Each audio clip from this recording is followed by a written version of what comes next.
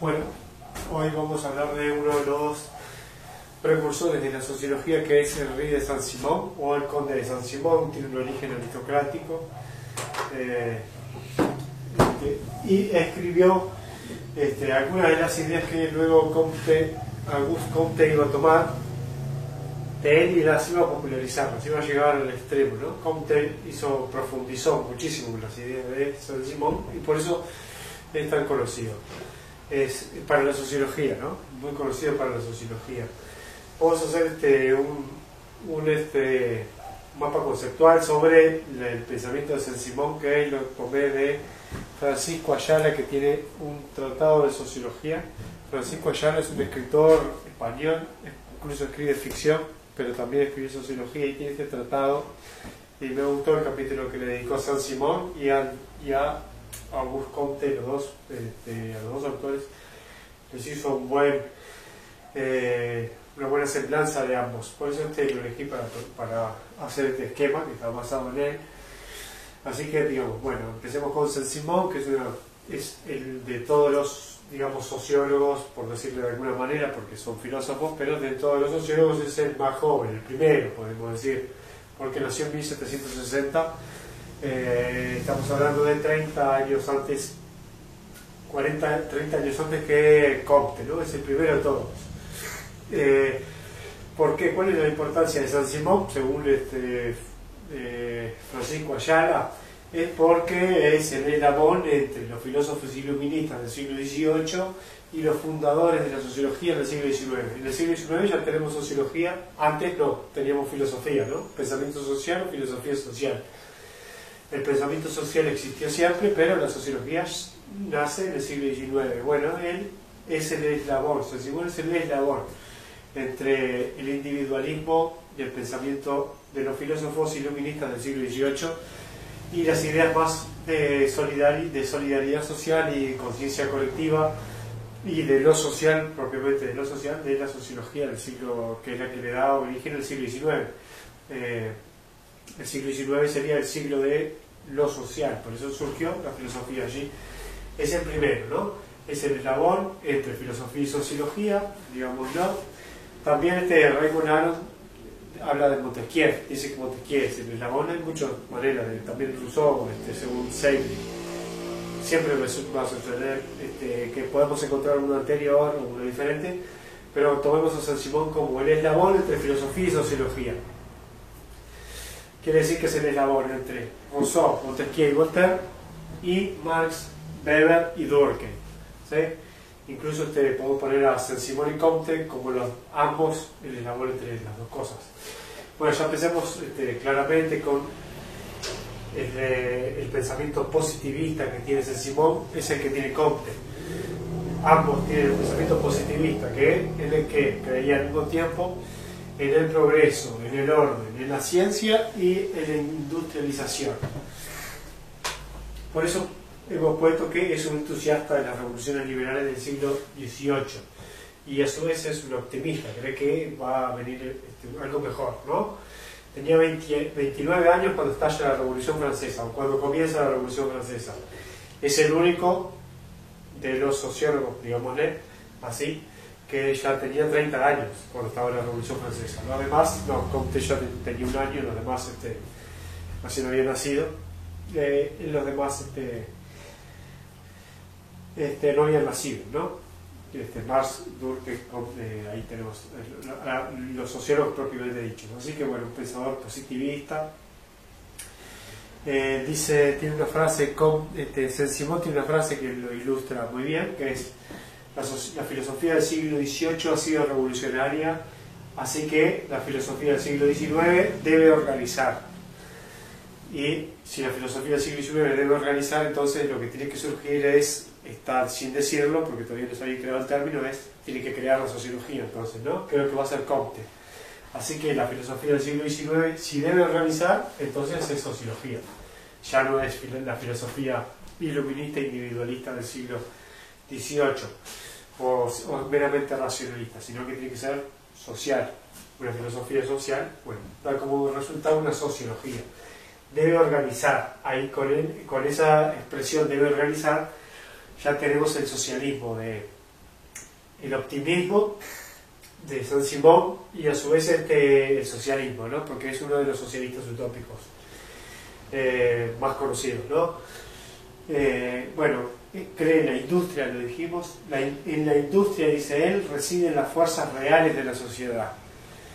O sea que todo lo demás está en el pasado, lo demás es primitivo, es tradicional, es religioso, es de lo que va a perecer, y la industria es donde residen las fuerzas reales de la sociedad.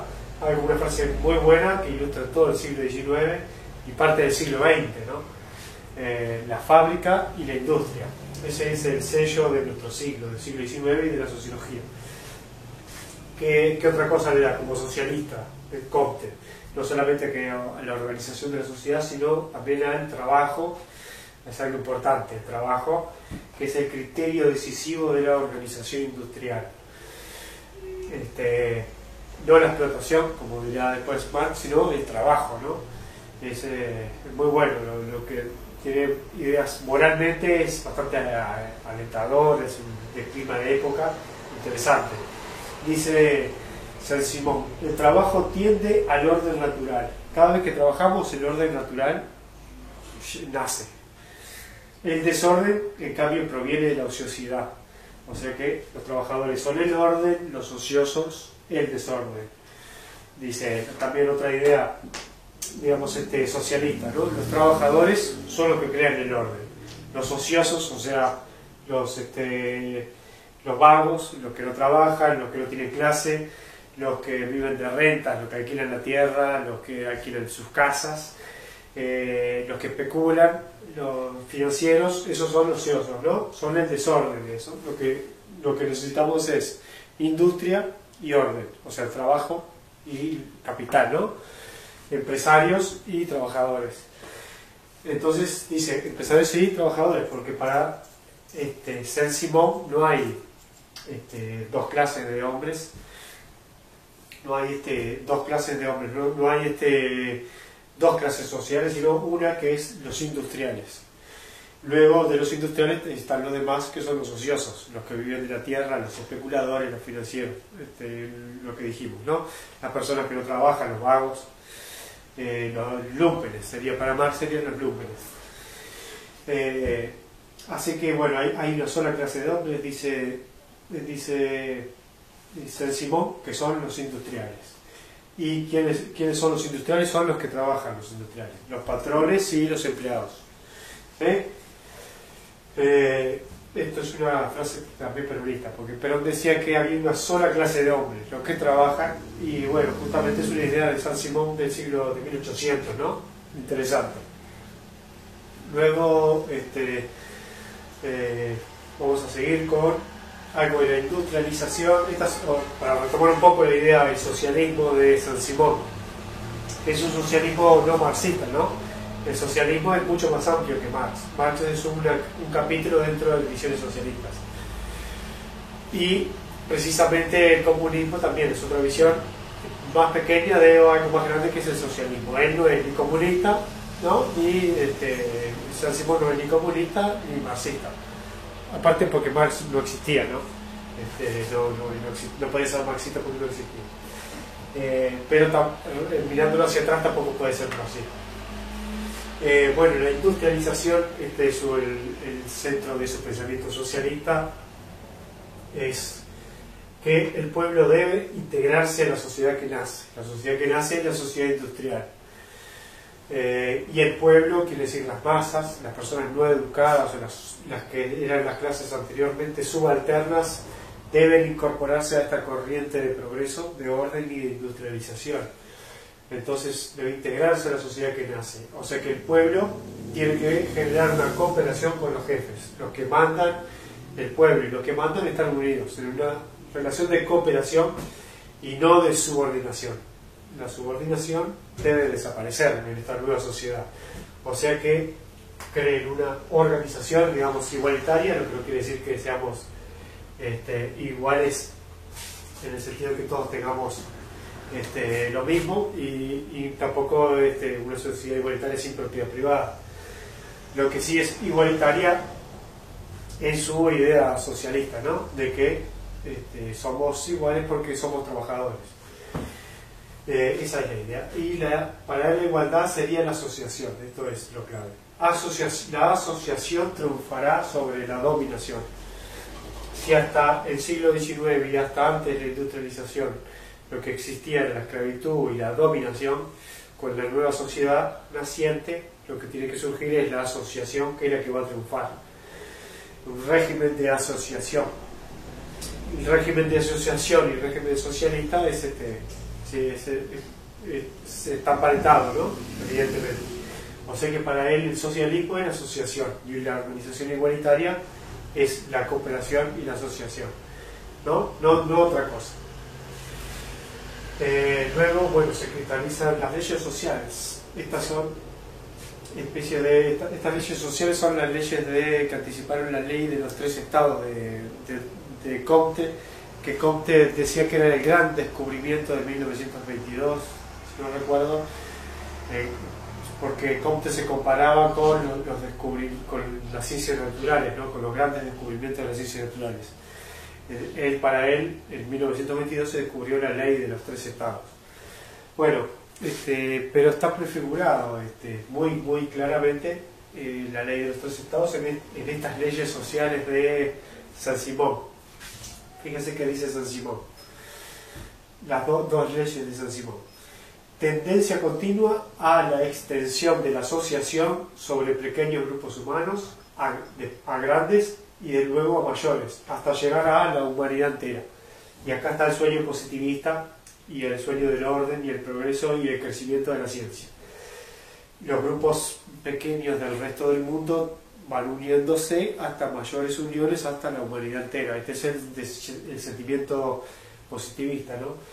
La humanidad entera. Fíjense que pasar de esto a la idea de Comte de la religión de la humanidad a través de la ciencia, está claro que acá ya está escrito, ¿no? Comte Saint-Simon ya lo estableció. Nos vamos uniendo grupos pequeños hasta llegar a la humanidad entera. La humanidad entera que será una sociedad industrial, cooperativa y socialista. Luego hay otra de las leyes de Saint-Simon, es la tendencia al progreso del conocimiento humano desde las culturas primitivas a la civilización superior. También el crecimiento del conocimiento científico, ¿no? Desde lo primitivo a lo civilizado y amplio.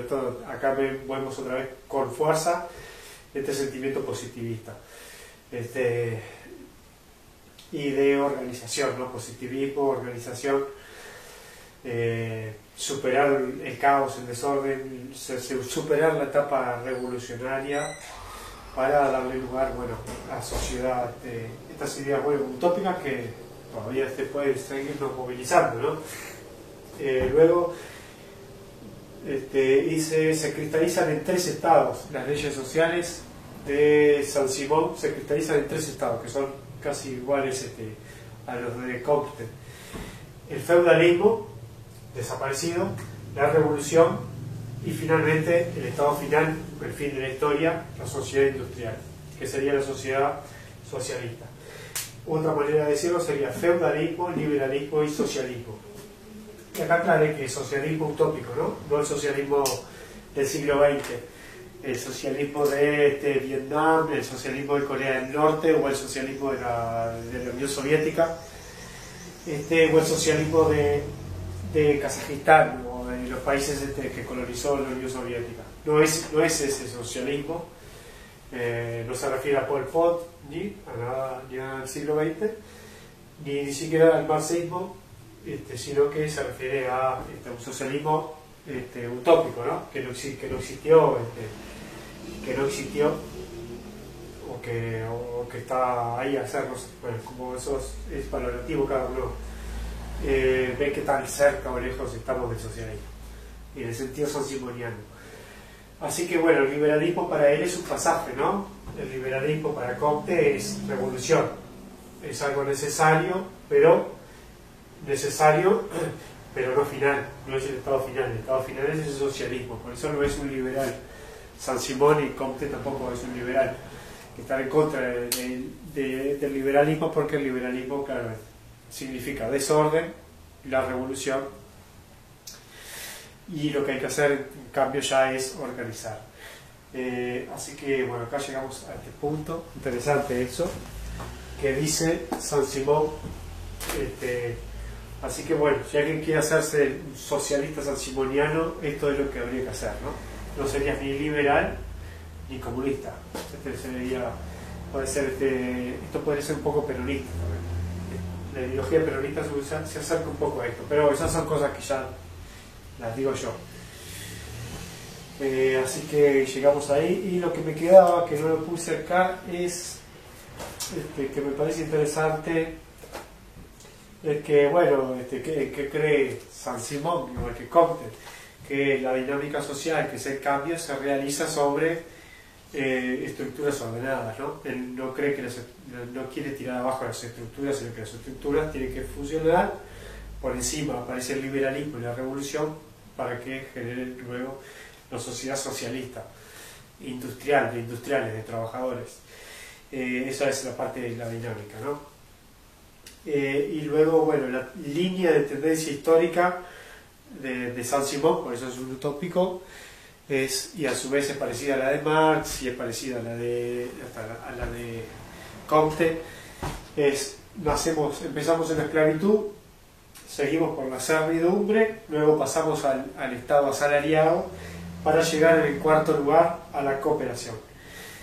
La explotación del débil por el más fuerte es cada vez mayor, era mayor hasta que es cada vez menor. Desde la esclavitud es cada vez mayor la explotación, hasta que llegamos a la cooperación, que el nivel de explotación es cada vez menor. O sea que la explotación empieza acá, explotación, y acá terminamos en cooperación. Para él el socialismo, para Saint-Simon el socialismo es pasar de la explotación hasta finalmente a la cooperación. Y la cooperación triunfal, la asociación, que es el régimen de la cooperación, lo que supera es el estado asalariado, ¿sí? El trabajador deja de ser un asalariado para ser cooperador. O sea que, bueno, podemos, quizás son ideas viejas, pero podemos utilizarlas. Quizás todas las cooperativas sean saint-simonianas de alguna manera, ¿no? Porque han superado el estado asalariado. Así que es interesante el punto de vista de Saint-Simon, y de esta visión positivista también, que como utopía quizás nos siga impulsando.